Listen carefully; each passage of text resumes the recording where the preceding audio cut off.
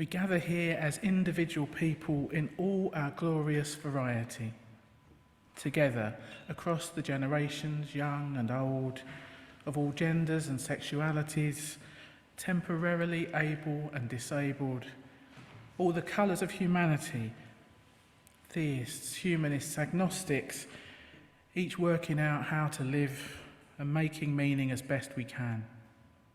We meet here to share the journey. And we gather here as a community of people who are more than these categories too. We gather here, each ministering to the other, meeting one another's strength, encouraging wholeness. We give thanks for this extraordinary blessing, this gathering together of separate and unique individuals as one whole, one body, one church. Here may our minds stretch, our hearts open, our spirits deepen, as we hear each other's stories of what life is really like for each of us. Here may we acknowledge our struggles and be ever stirred by love's infinite possibilities. Here we are gathered just as we are, gathered and ready to worship together.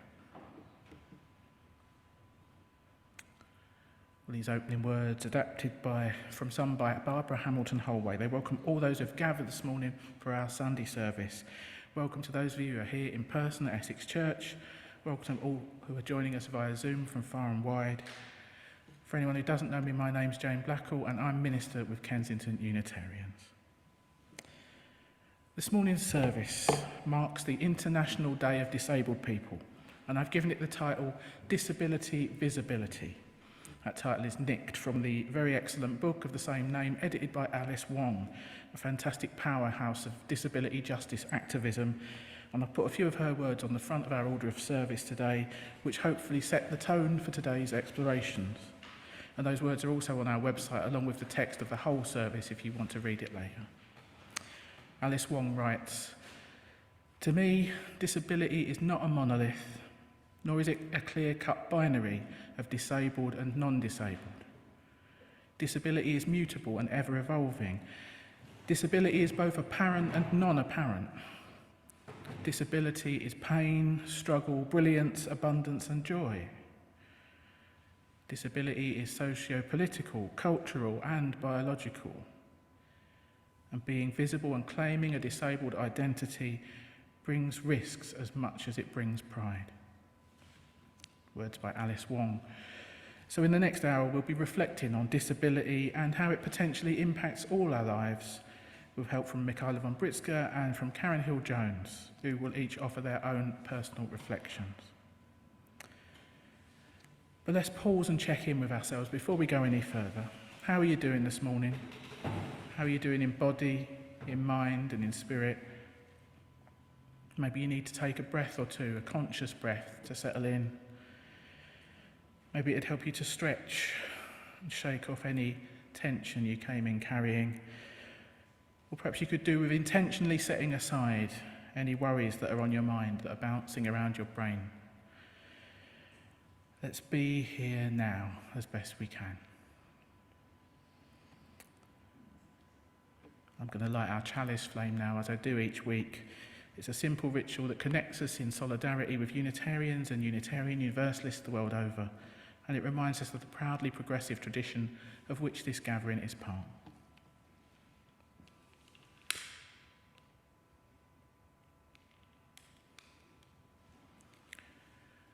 We gather this morning as one community, a community united by common ideals: love, justice, diversity, freedom, equity, and mutual care.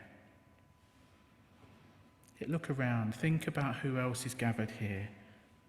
Become aware of the beloved souls all around you. Each one an individual, every one of us with our own particular story, our needs, our strengths, our faults. So we light our chalice today, honouring our common connection and also the uniqueness that lives within each and every one of us. And let us light our Advent candle too. We're going to light the first candle for the second time. As some of you already know, I got a bit carried away last week and unilaterally declared Advent a week early. But as I said last week, traditionally the first candle represents hope, and God knows with the world in the state it is these days, we could all do with an extra helping of hope, I reckon. So may we know hope this Advent season, hope for transformation of all the world's suffering.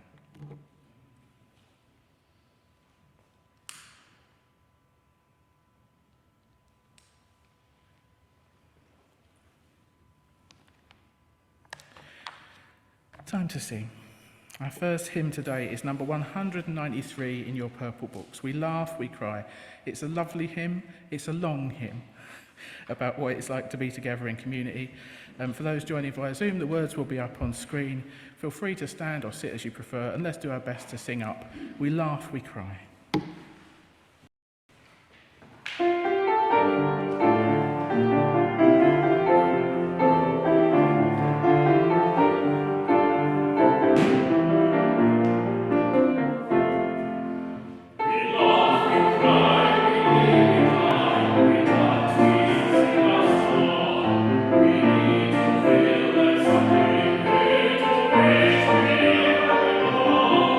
We need to feel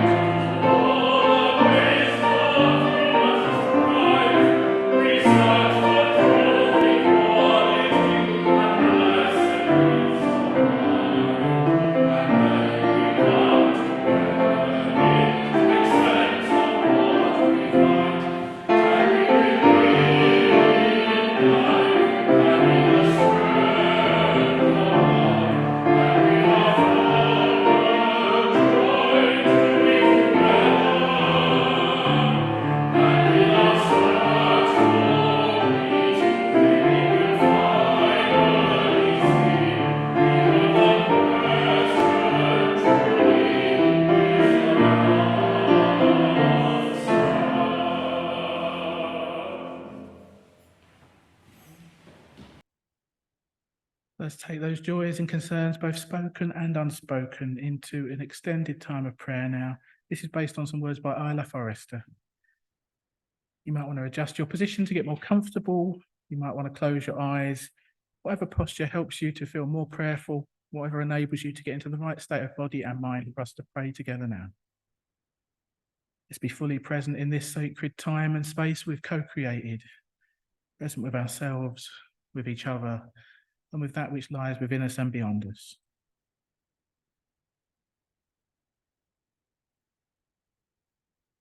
Spirit of life, God of all love, in whom we live and move and have our being.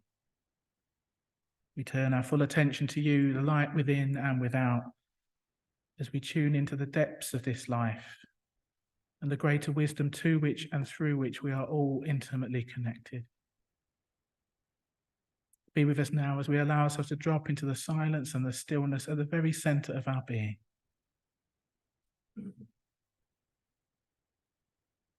We gather here to be quiet and to pray, to find a time for our inner selves, our souls and spirits which lie hidden and often neglected within.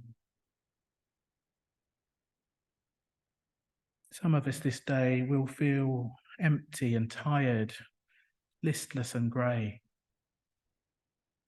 But emptiness and tiredness are also prayer, a cry for spiritual nourishment, an aching need for soothing and refreshment and the strength to go on. Some of us this day will feel alone, all too aware of our need for someone to love us. This too is a prayer without words, a longing and a sorrow which seeks for the healing spirit of love, the embrace of God's concern for us in spirit and in soul, and in the practical hands of those who care. Some of us this morning are happy enough. Some are content. Some have hopes and plans for tomorrow. And all of these are prayers too. Prayers of giving, prayers of gratitude, prayers of creative thought and dreams. So let us gather with our wordless prayers, prayers of our inner self, prayers of our inner truth. And may God be with us in these prayers, sustaining them and enabling us to grow more aware of our wordless selves. May we be aware of the waters of our own spirit, which are always there for us to drink if we sit still and wait and listen.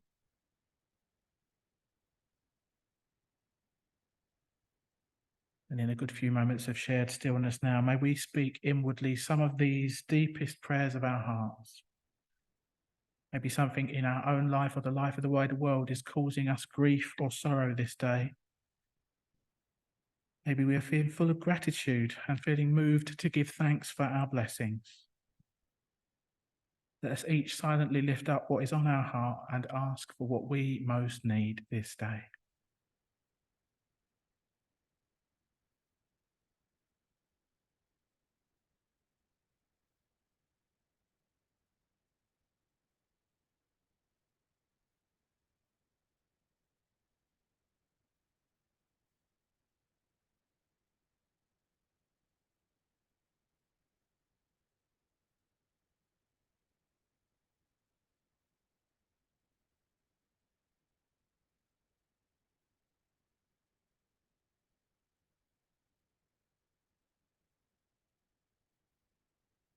Spirit of life, God of all love, as this time of prayer draws to a close, we offer up our joys and our concerns, our hopes and our fears, our beauty and our brokenness. And we call on you for insight, healing and renewal. As we look forward now to the coming week, help us to live well each day and be our best selves, using our unique gifts in the service of love, justice and peace. Amen. Time to sing again. Our next hymn is on your hymn sheet. If you're in the church, Break Not the Circle. This is one of my favourites. The tune is quite mournful, but the words are really beautiful. And I think they articulate something of what it is we're trying to create together in beloved community. I will just say, as an aside, given the theme of this service, the words use a lot of embodied imagery, and that's something that's a point of contention in disability justice. If you use words like sight and look and stand, are they exclusive? So I just wanted to acknowledge that given the theme of the service, but see what you make of it. The words will be up on screen. Break not the circle.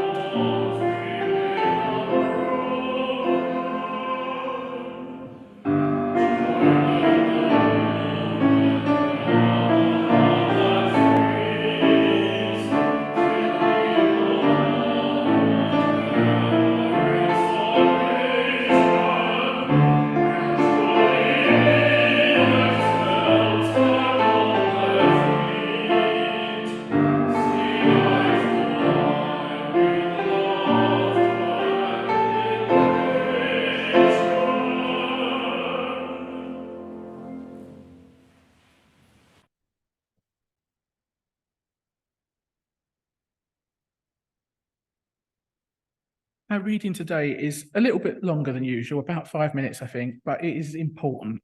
It's from a really excellent book by Julia Watts-Belzer entitled Loving Our Own Bones, Rethinking Disability in an Ableist World. Hopefully it's going to be one of the books we look at in more depth in our new Better World Book Club in the new year.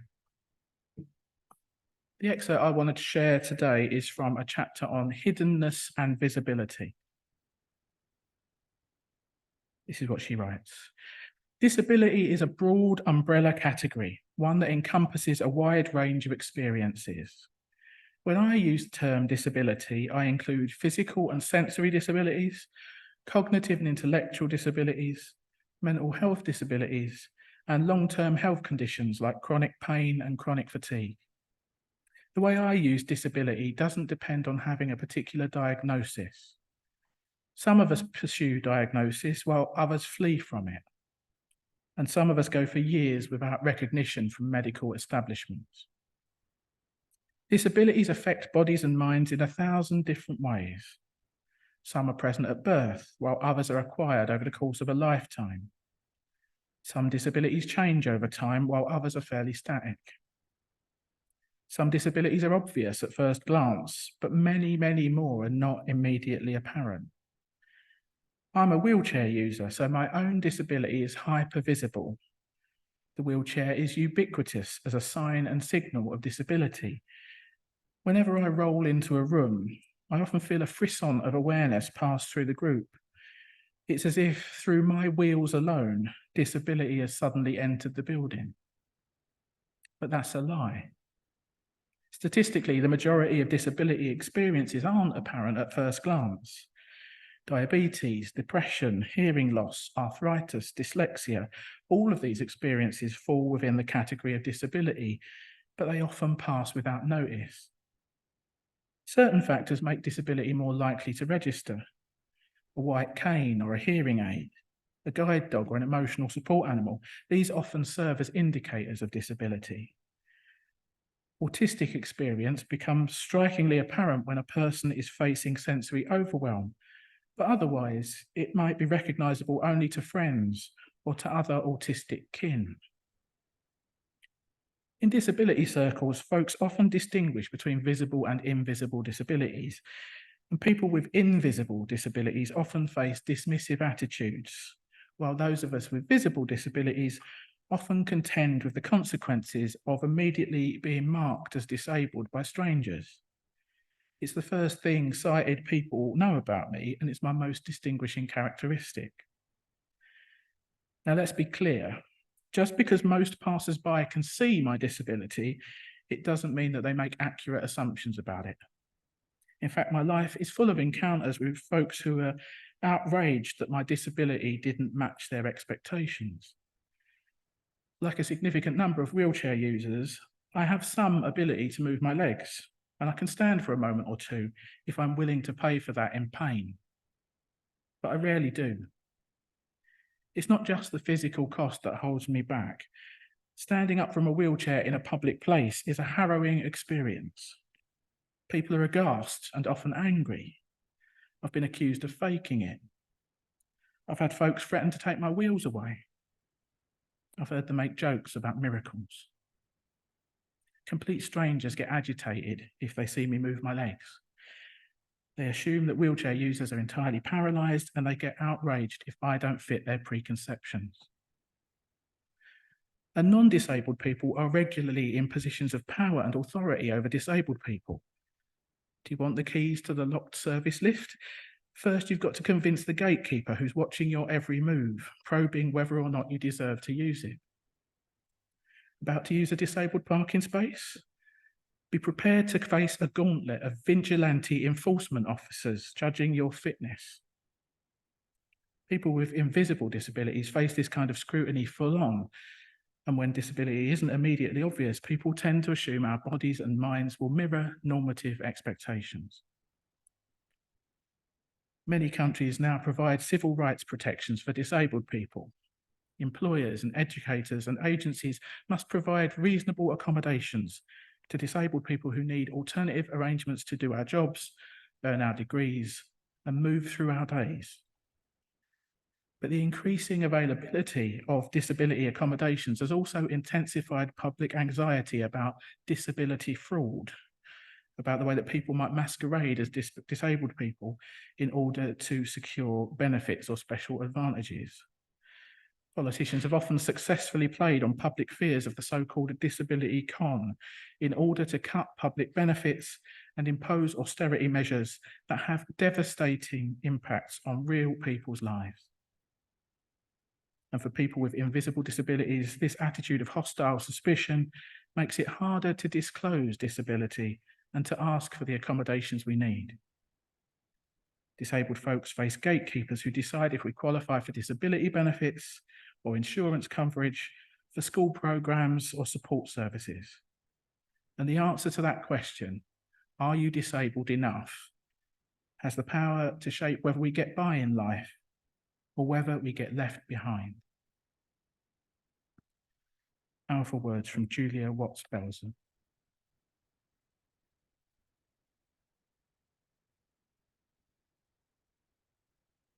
So we're going to move into a time of meditation now.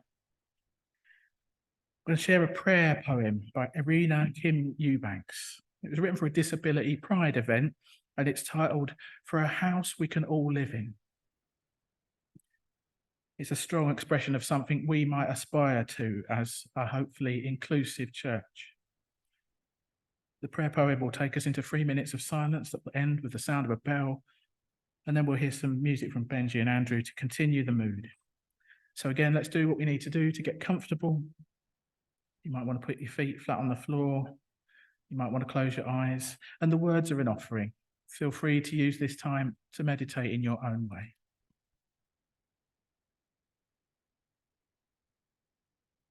God of creativity, of diversity, multiplicity, and accessibility, you say in your house are many rooms. You build a space where all can dwell and live exactly as who we are. without shame. So forgive us for the ways your church has shut out and shut in, for making barriers to your presence, forging walls to togetherness, creating hierarchies of bodies and minds, and building environments that are disabling. Help us to co-create with you a house that welcomes the fullness of ourselves. Inspire creativity for universal design marked not just by widened doors and ramped walkways, but also widened language and open processes. Give us fortitude to build spaces that are physically accessible and psychologically safe, welcoming of neurodiversity, acknowledging the wholeness of who we are, our complete need for each other, and for every gift we bring. May your way of shalom, in which every kind of mind, body, and spirit are honoured as valuable and good, may it be made manifest in our world, so that all your children have room to flourish.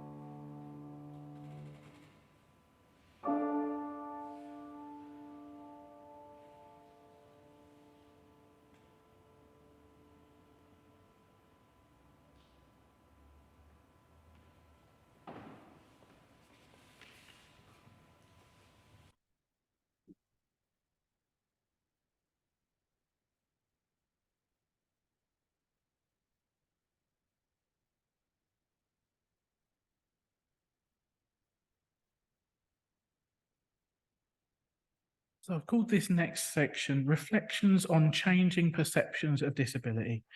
And in a minute, we'll get to hear some first-person perspectives, the lived experience of two members of our congregation. But I just want to offer a few introductory remarks before I hand over. In preparing this service, I had cause to reflect on just how ignorant I'd been about the lives of disabled people when I was younger. When I was a child, I guess I just thought about disabled people as other, completely different. I suppose I thought I was normal and it had nothing to do with me. I would have had a very limited view at that time of what it meant to be disabled. As far as I was concerned, it meant being a wheelchair user or profoundly deaf or completely blind. Maybe also I had some awareness of Down syndrome and cerebral palsy. That was probably about it. My life was sheltered. I didn't get out much, literally. I don't remember encountering anyone with a disability at all when I was a kid. At that time, in my mind, disabled people were just the passive subjects of charity collections on Blue Peter and no more than that. Not proud of it, obviously. However, at some point, for reasons that escape me, I got into watching a programme on BBC Two. I didn't go to church then. I think it was on Sunday mornings when there was not much else on. There was a programme called 1 in 4, a BBC Two disability magazine show, hosted by the spiky-haired and punky presenter Mick Scarlett, and that presented a more radical perspective. I particularly remember stories about disability activists chaining themselves to inaccessible buses in front of Downing Street. It was quite a wake-up call for me to see disabled people presented as agents of their own destiny. But I think the thing that really blew my mind was something that the comedian Richard Herring said many, many years ago. It was on his blog about 12 years ago, but I'm sure I heard him say it even earlier than that. He's a comedian that's done a lot of fundraising for Scope over the last few decades, which I think is how he came to be writing about such matters. And this is what he wrote back in 2011. It blew my mind and I've never forgotten it. He wrote, "One of the things that astounds me about the general population's attitude towards disability, whether that's fear, disdain, or just the attempt to pretend that there's no such thing, is that ultimately it is likely to be the fate of us all, except those who die suddenly at a young age. A few years ago, I was discussing with a wheelchair user how I should refer to people who weren't disabled. Non-disabled sounds to me like a double negative.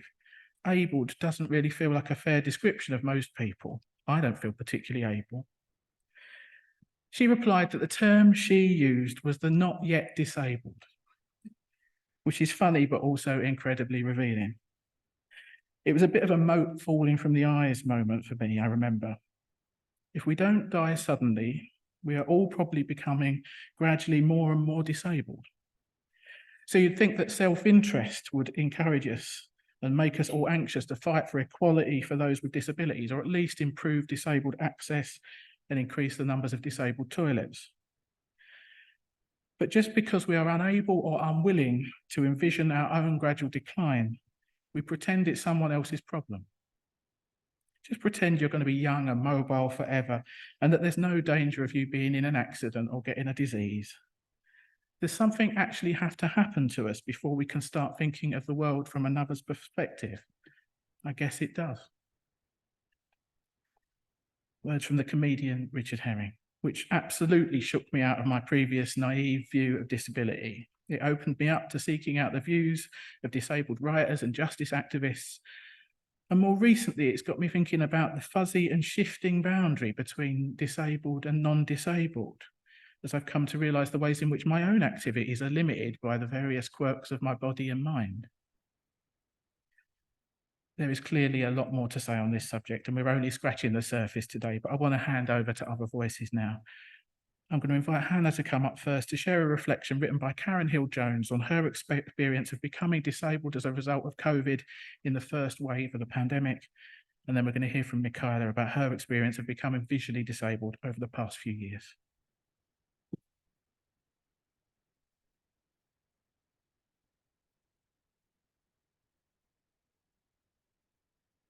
So these will be Karen's reflections on becoming disabled as a result of COVID-19. I would like to contribute the idea that anyone can become disabled. Until I became disabled myself, it simply hadn't occurred to me that I could lose my status as an able part of the workforce so suddenly and through no fault of my own. I had always treasured my health, had done everything a conscientious person might do to maintain it. In my 20s, I used to swim a couple of miles a week and cycled a few miles to work each day and back.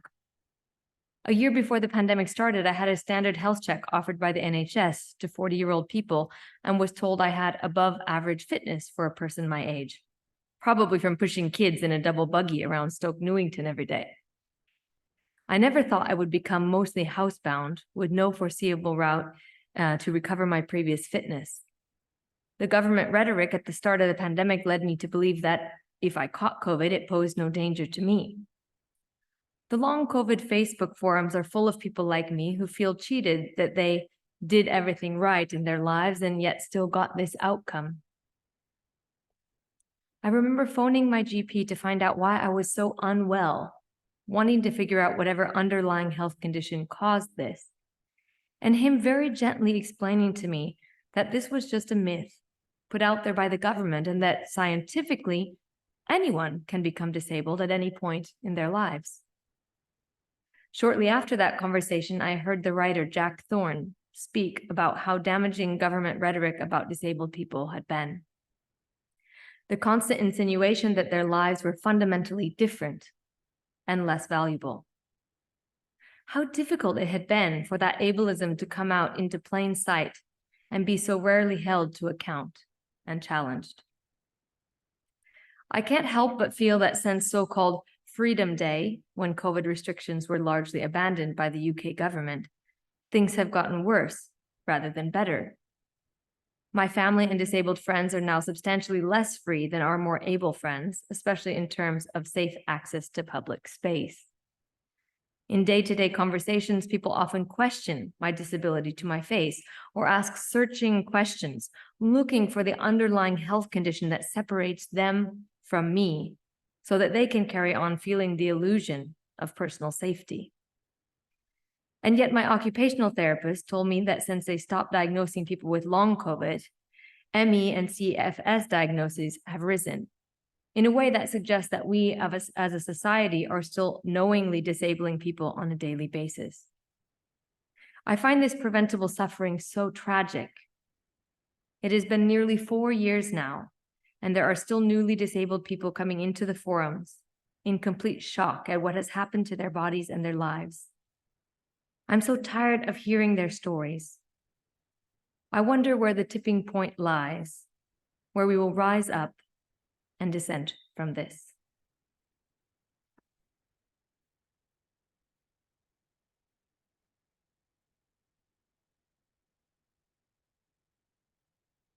Get used to the light here a little bit. So this is the preamble to reflecting on being disabled and becoming gradually, very gradually, becoming able to ask for help. Patricia is going to do the sort of substantive thing. This is just a little context. So I'll briefly tell you how I collected a new identity tag as visually disabled.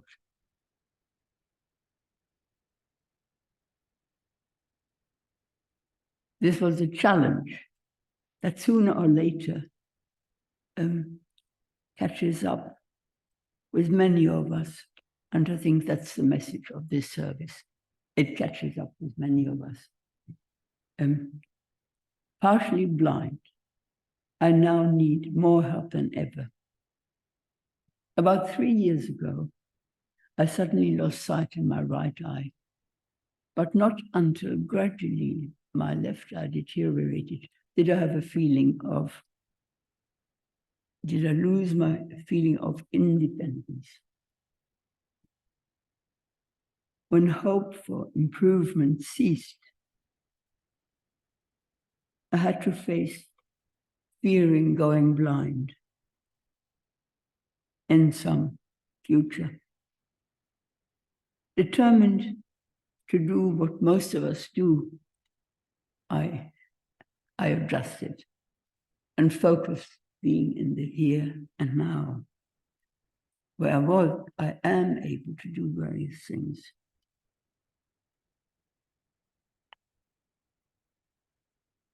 I couldn't read books anymore.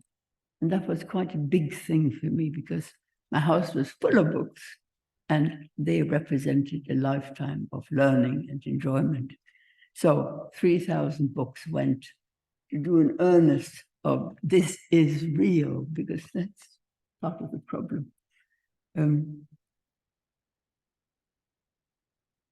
So I count my blessings. For example, Sainsbury's local very rarely changes where they put things.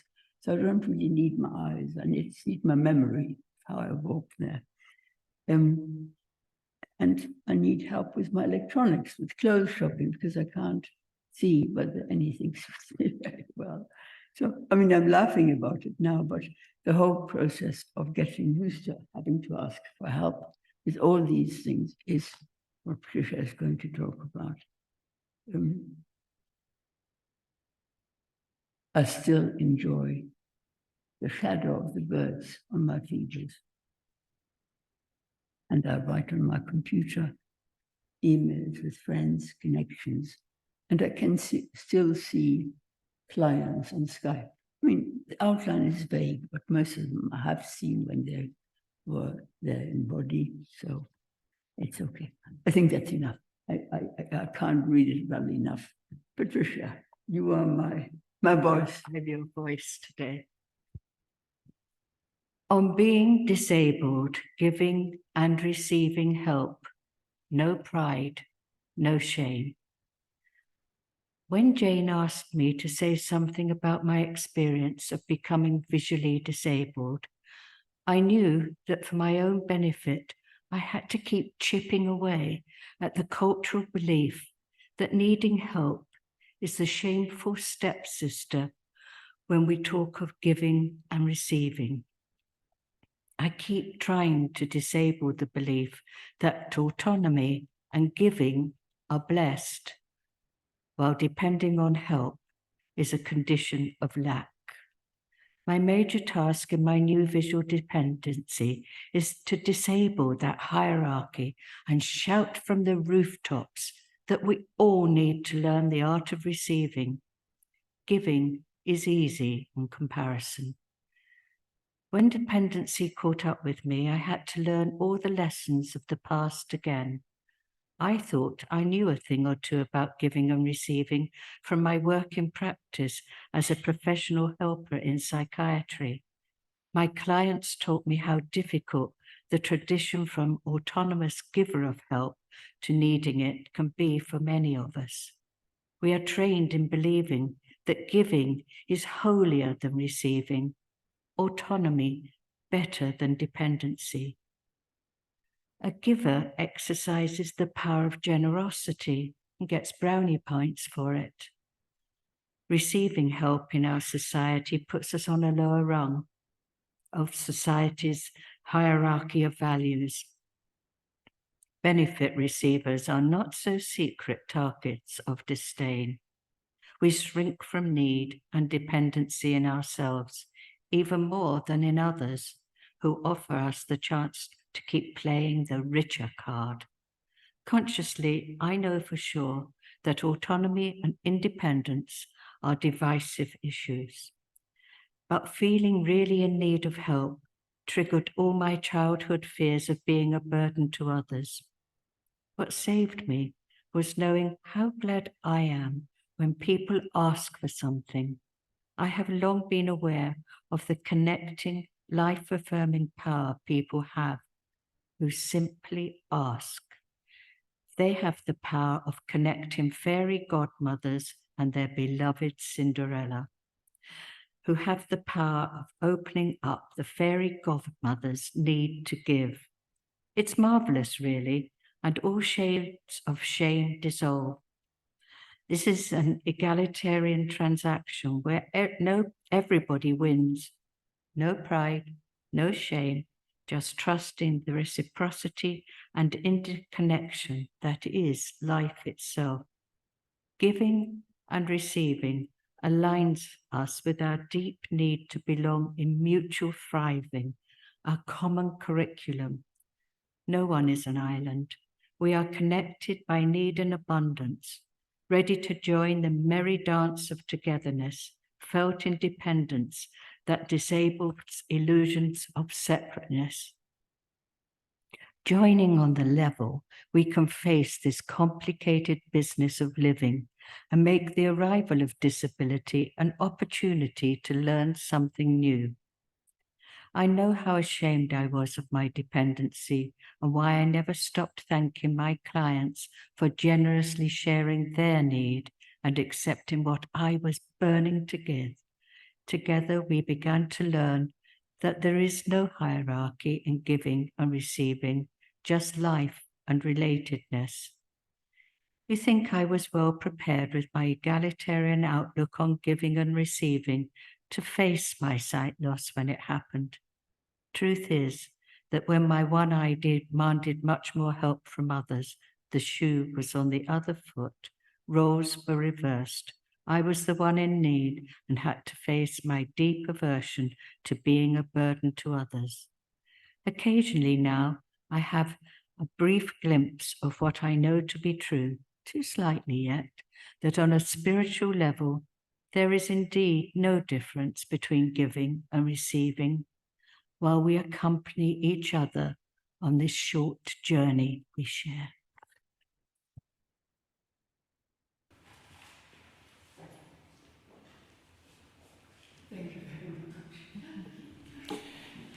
So thanks to Michaela and Patricia, thanks to Hannah and Karen.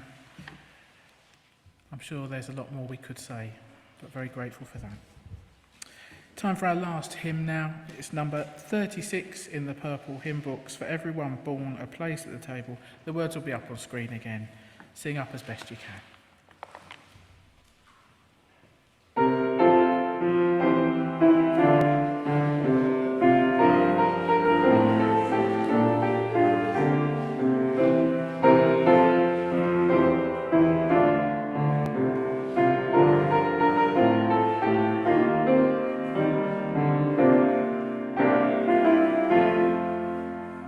Everyone born a place at the table.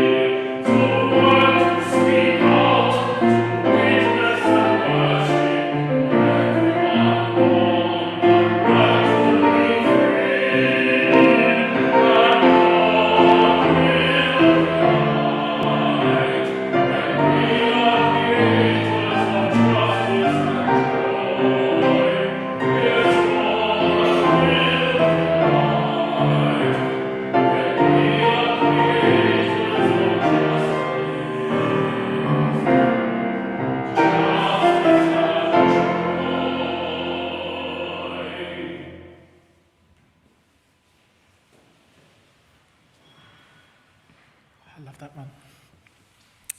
I shall try to speed through the announcements because I know we're running a little long. Thanks to Janine for hosting, thanks to Sherry at home, thanks to everyone for their reflections today, to Andrew and Benjie for our music, thanks Liz for doing coffee, she's already gone off, and I've completely lost track of who was greeting Innie and Hannah, thank you. We've got coffee and walnut cake. If you're here in the building, please do stay and help us eat it. If you're online, please stay for a chat with Sherry. We've got all these small group activities coming up in the weeks to come. Heart and Soul online tonight and Friday on enlightenment. This is an ambitious topic for a Sunday evening. Sonia will be here with her NEAR class on Friday lunchtime. The poetry group is this Wednesday. Have a word with Brian if you want to come along to that. The community singing group will be back the following Wednesday. That was absolutely fabulous last month. Do come along. That's on the 13th. Our main carol service is on the 17th. There's a potluck lunch. If you want to bring anything along, please let Patricia know. And we've got a solstice event on the 22nd and a candlelit carol service on the 24th. So plenty going on. Bring your friends. Next Sunday, Sarah will be here with our service on Festivals of Light. All the activities are listed on the back of your order of service and they're in the Friday email if you're at home. The congregation very much has a life beyond Sunday mornings. We encourage you to keep in touch, nurture supportive connections and look after each other as best you can. So just time for our closing words and closing music. Our hour of worship draws to a close.